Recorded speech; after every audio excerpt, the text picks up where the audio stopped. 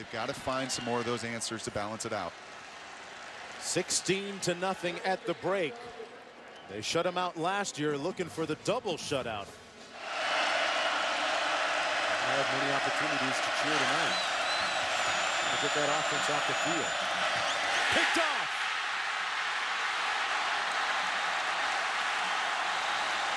Justin Burris comes up with their first pick of the night.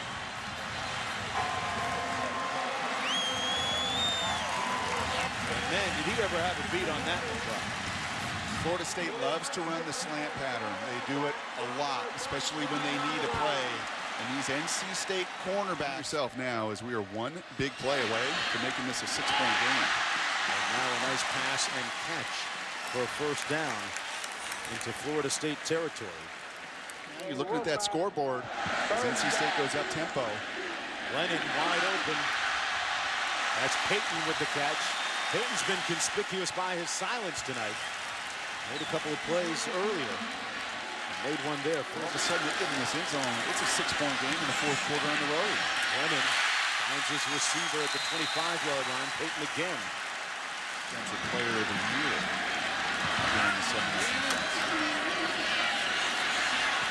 Lennon wide open, finds his man. Thornton. Touchdown, Pack. Look out, Florida State.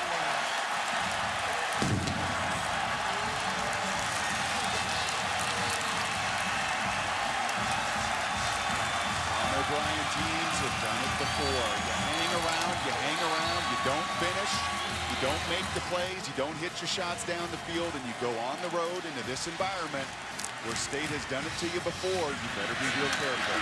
Thornton with his first touchdown catch of his career. True freshman who wasn't part of the equation when the season began. They actually thought about redshirting him. And that touchdown. After further review, the ruling on the field stands as called. Touchdown. Well, it was very active pursuit from NC State. That was Rashad Green that scored on fly sweep last week. He scored 3 different ways in his career, Jordan. He pulled Peter Warwick to do that. 3rd and 2. James Wilder dotting the I in the backfield. Daniel wants to burn another timeout, leaving them with just one. And plenty of time remaining, 10:26 to go.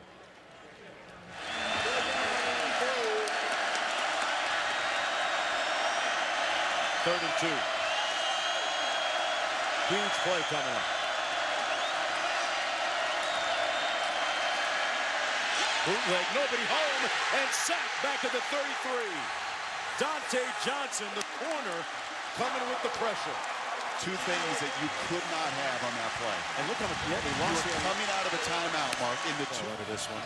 And share it with those 4 guys up front. 3rd and long, 11 to go.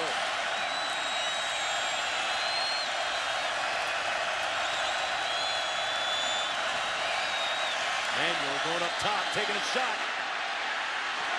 Got his man as he inbounds. Incomplete is the call.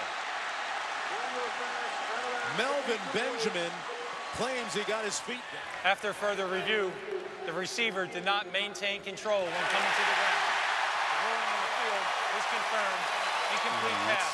Florida State is charged its final timeout. 3rd and 8. Running wide open for the first down. And into Seminole territory is Quentin Payton.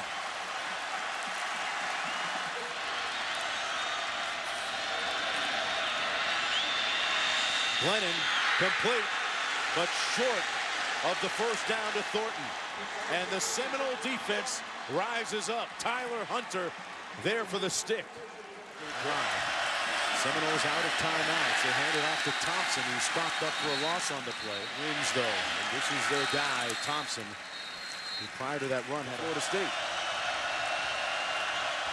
They're going to run it on a predetermined run. Nowhere to go. You know who else saw that seam out up in this booth? A couple booths down. A coaching staff of NC State as well. They came after him and blocked it. They got a piece. And it dribbles out of bounds at the 43-yard line of Florida State. For the 2nd consecutive week, Florida State had a punt blocked, but there's a flag down on the play. There's no foul on the play. The punt was blocked. There you go. Wow. And Glennon and the Wolfpack offense is in business. Now, there's a new rule in college football that you can't jump over the shield. They didn't jump over the shield. They ran through the shield, and because it was tipped, there's no issue whatsoever with the contact with the punter. This NC State defense and their special teams. On 3rd and 10, Glennon using his legs, making it down to the 36. You just have to move the sticks here to keep the game alive.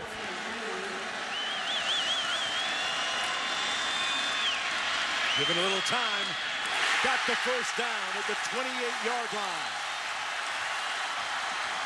Watson with the catch, an 8-yard catch. Glennon looking up top. A flag.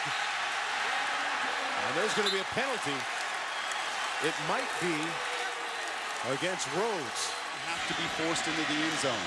1 for 2 on 4th down tonight. And Florida State's defense keep their record unblemished for the season. They need one play here. Glennon.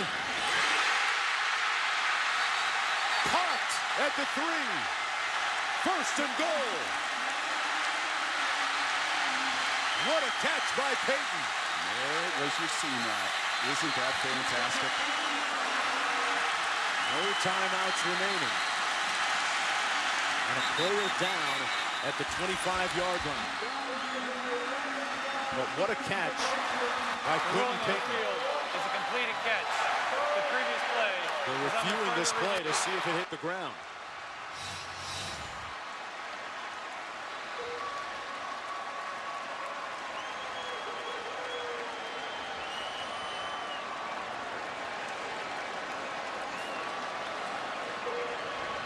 Boy, it looked like he.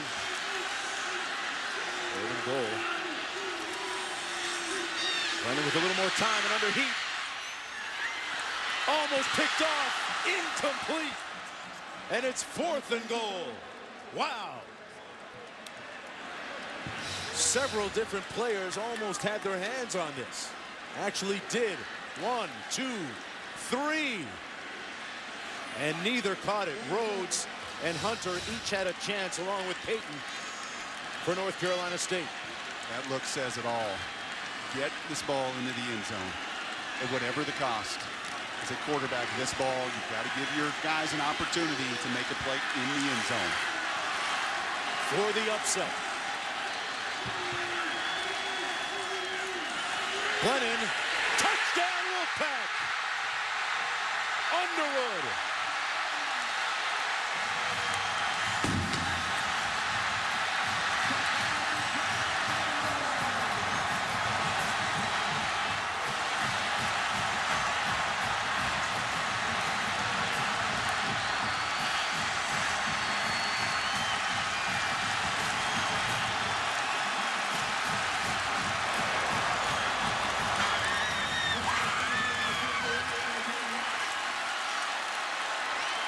One point away from posting a potential upset. An extra touchdown point. on the play. After the play, dead ball, number 31 of the defense. That 15-yard penalty will be assessed on the kickoff. He may not be showing it, but you can't imagine how good that feels for that guy, head coach, and 5th-year senior quarterback, Mike Glennon. To be all in for 6 more weeks, and they could do something special. The extra point attempt for the win. And the Wolfpack have a 1-point lead with 16 seconds to go. They didn't get an opportunity to even attempt the field goal. Looking for atonement here with 4 seconds to go. Into the end zone. Will it make it? Incomplete. Wolfpack with the upset.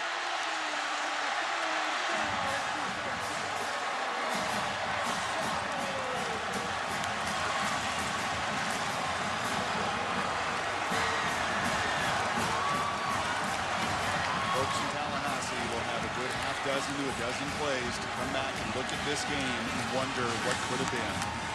Tom O'Brien in that leadership class, they worked pretty well because his team was the more mentally and physically. Score, didn't get a touchdown, didn't put a field goal on the board in the last 2 quarters of the game. The power of belief is an amazing thing. And this team at home, as that game evolved, as they got longer into that second half, they began to believe that they could do what they had done here in this stadium in the past. Bigger, faster, stronger. Coach O'Brien. Coach, this week you talked to me about you're waiting for this leadership to arrive. How do you feel about your team's leadership watching them drive down the field? I mean, what a great effort. A great coaching job by the coaching staff. Great effort by the kids. Shut them out in the second half. Explosive offense as that is. I mean, it's a great effort, and then we scored with no time left, so they couldn't beat us. So played out perfect. Well, speaking of effort, what did you feel specifically about your 5th-year senior, Mike Lennon? Well, I think, he hung in there. We protected him better in the second half. He made some plays. He made some throws. These kids never give up. It was a great win for, look at these people. It's unbelievable. This is unbelievable. What does this win mean for this program? Well, it doesn't mean anything because we got 6 games left, except it's nice to be 4-2 going into an open week. Got to get some guys healthy and come back and play Maryland in 2 weeks. All right, thanks a lot, Coach. Thank you. Not many people gave them an opportunity. They had 3 starting offensive linemen missing. Their defense was porous and gave up a lot of big plays against Miami last week. A players-only meeting ensued, and they turned the beat around here in Raleigh. Glennon leading the way on a last-second defining touchdown drive, and the upset of number 3 complete. The Wolfpack winning 17-16. Coming up next, SportsCenter. Good night, everybody, from Raleigh, North Carolina.